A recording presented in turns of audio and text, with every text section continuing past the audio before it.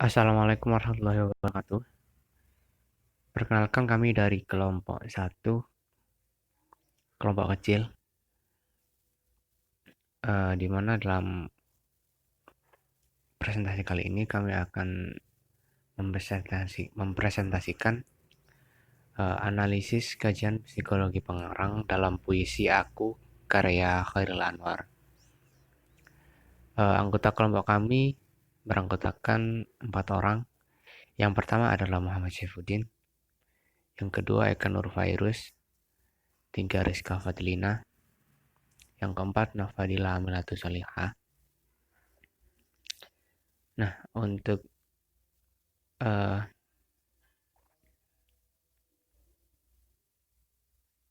pemaparan hasil analisis akan dipaparkan oleh rekan saya.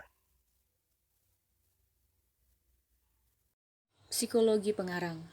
Psikologi pengarang merupakan salah satu wilayah psikologi sastra yang membahas aspek kejiwaan pengarang sebagai suatu tipe maupun sebagai seorang pribadi. Dalam menuliskan karyanya, para pengarang pasti menghadirkan tokoh dengan karakter dan perilaku yang unik untuk menambah daya tarik pada cerita yang dituliskannya. Hal dasar penelitian psikologi sastra merupakan aspek psikologi pengarang, sehingga kejiwaan dan pemikiran pengarang sangat mempengaruhi hasil dari karya sastra tersebut.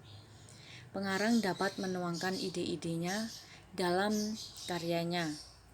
Terkadang terjebak dalam situasi tak sadar atau halusinasi yang dapat membelokkan rencana pengarang semula.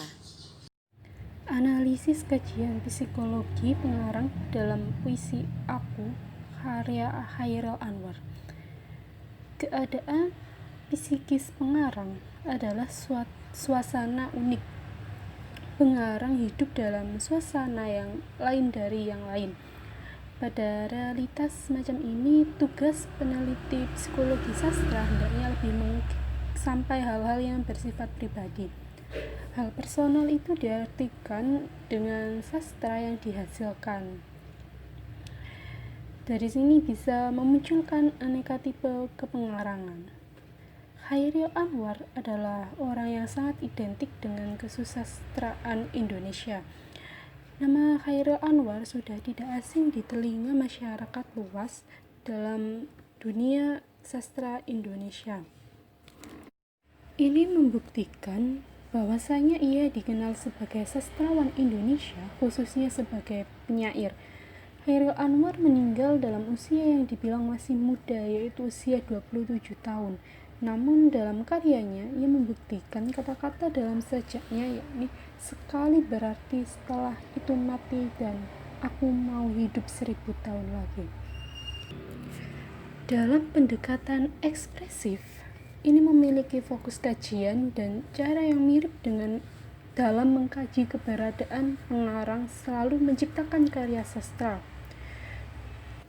Berdasarkan teori ekspresif, karya sastra dipandang sebagai ekspresi sastrawan, sebagai curahan perasaan atau luapan perasaan dan pikiran sastrawan, atau sebagai produk imajinasi sastrawan yang bekerja dengan persepsi-persepsi, pikiran-pikiran atau perasaan-perasaannya.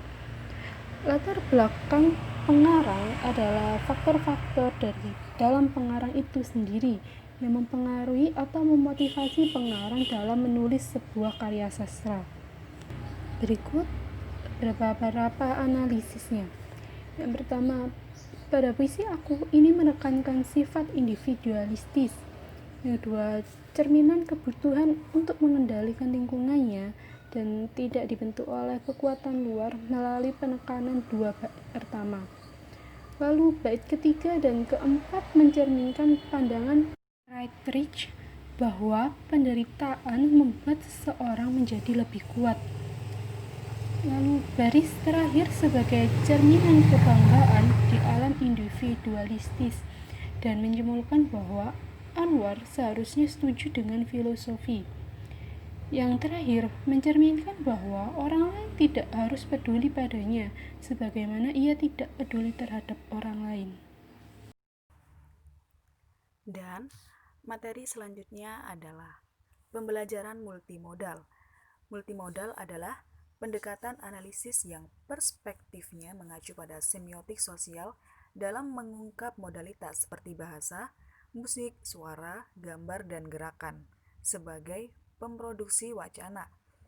Pembelajaran multimodal adalah pembelajaran yang menekankan pada pendekatan instruksional untuk memahami wacana dari beragam modalitas bahasa, musik, suara, gambar, dan gerakan dalam merepresentasikan pengetahuan dan pembuatan makna oleh Jewett dan Kress. Sekian presentasi dari saya. Wassalamualaikum warahmatullahi wabarakatuh.